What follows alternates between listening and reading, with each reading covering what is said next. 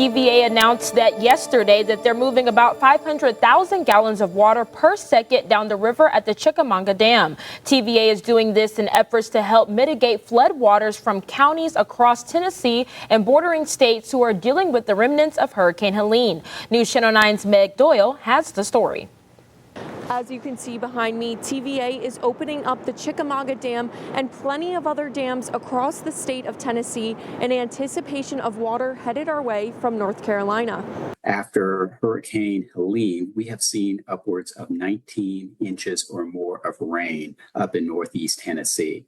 And all that water right now is being stored in our tributary dams up there, but it needs to move somewhere. And that means it's all coming here through Chattanooga. Scott Fiedler, a TVA spokesperson, said TVA is moving 500,000 gallons of water a second at the Chickamauga Dam.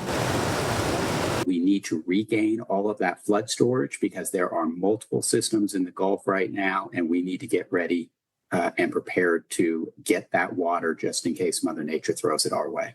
Fiedler also said that TVA may increase the amount of water being released in the coming weeks. So those planning to be on or near the Tennessee River need to be cautious. There's going to be high flows. You're going to see a lot of debris in the river as it washes down. So be very careful out on boats when you're out and about on the river or even on the shoreline. TVA prepares for hurricane season months in advance. We've got to be prepared for events like this in September and October because we know a hurricane is going to show up. And opening the spillway gates at the dam has another added benefit.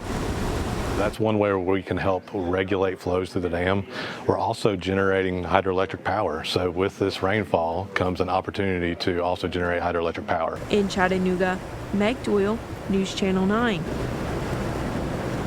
And Tennessee Senator Marsha Blackburn and Governor Bill Lee held a news conference earlier yesterday afternoon. They are addressing the catastrophic flooding that has happened in northeast Tennessee. Our sister station WCYB was there for the conference. Here's what the governor had to say. There has been a great deal of effort put in making sure that help is on the way and assistance gets here.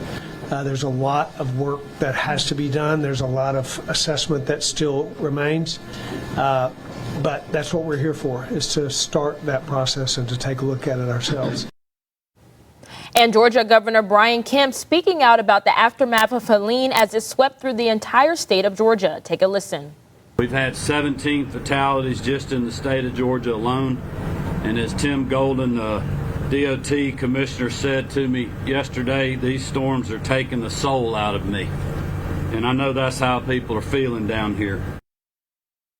Parts of the U.S. Southeast remain under flash flood emergency warning Saturday after heavy rainfall. This is a look at the flooding in Asheville, North Carolina after record rainfall over 3 days' time. Now that triggered historic floodings, water rescues, road closures, and power outages and damages to homes and businesses. Nearly a dozen flash flood emergencies were in effect Saturday morning in parts of North Carolina, Tennessee, and Virginia. Now there's still more rain on the way this weekend, and the southern Appalachian region could get up to another inch.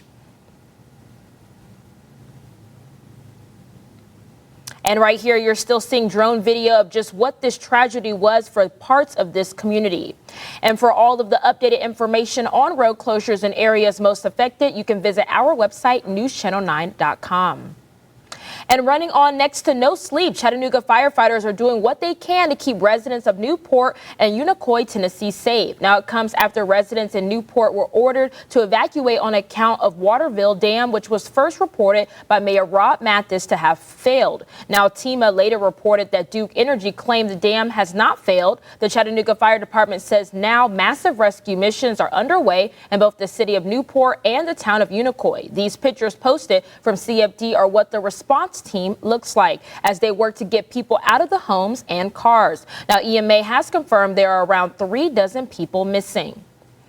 And the United States Postal Service issued a temporary suspension to some Tennessee post offices yesterday. USPS says the suspensions are effective immediately and that the safety of its customers and employees comes first. For a full list of which USPS locations are shut down, visit our website. And former Tennessee Governor Winfield Dunn, the 43rd governor, has passed away on Saturday. He was 97 years old, and he was elected as governor in 1970 and served from 1971 to 1975. Dunn also served as chairman of both the University of Tennessee Board of Trustees and the Tennessee State Board of Regents.